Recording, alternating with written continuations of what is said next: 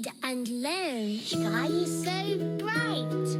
Smart kids grow with moonlight. Read and learn, shine so bright. Smart kids grow with moonlight. eSchoolify series, fun and true. Learning dreams for me and you. Welcome to eSchoolify series.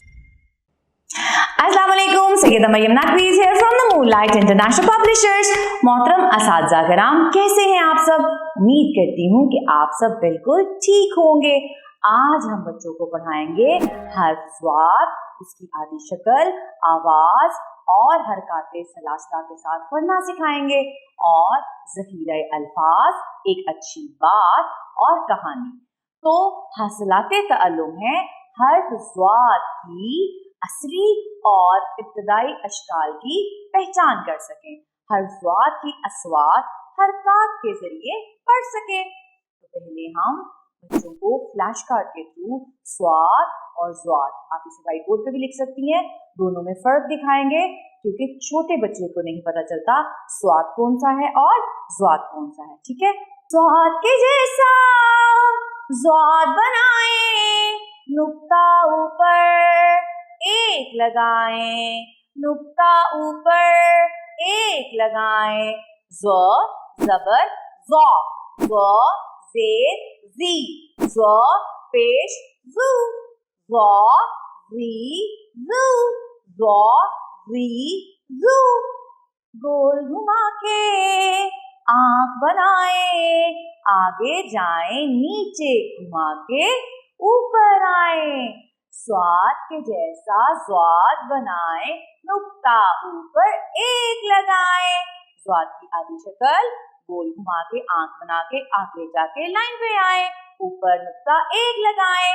ज़्वाद की आदि शक्ल, आवाज है ज़ो, ज़ो कहता है ज़ईफ, ज़ो कहता है ज़र्ब, ज़ो कहता है ज़ख़ीम।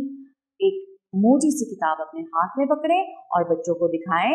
ज़ख़ीम का मतलब है मोटी किताब, ज़ख़ीम का मतलब है ऐसी मोटी किताब। ज़ो कहता है ज़ईफ़ा, ज़्वाद आवाज है ज़ो, ज़ो ज़बर ज़ौ, ज़ो ज़ेर ज़ी, ज़ो पे ज़ू, ज़ो ज़ी ज़ू। हमने सीखा ज़्वाद आवाज़ों के साथ और हरकाते सलासला के साथ पढ़ना। उसके बाद ज़ख़ीरा अल्फाज। अब बारी आती है एक अच्छी बात की, जो आपने बच्चों को सिखानी है। पूछना है कि आप में खाना खुद कौन कौन खाता है, या अम्मी खाना खिलाती हैं, खाना ज़ाया कौन करता है और ज़ाया नहीं करना चाहिए, क्यों ज़ाया नहीं करना चाहिए, रिज़्क ज़ाया नहीं करना चाहिए। हमने बच्चों को सिखाना है कि हमें रिज़्क ज़ाया नहीं करना चाहिए।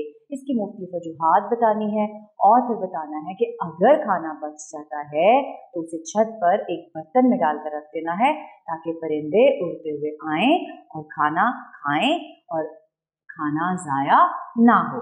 इसके बाद आगे बढ़ते हैं इस छोटी सी कहानी की तरफ।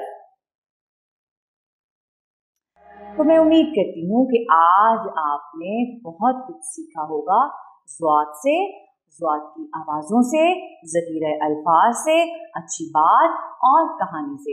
इसके साथ ही मरियम नकवी को इजाज़त दें। शुक्रिया, अल्लाह हाफ़िज़।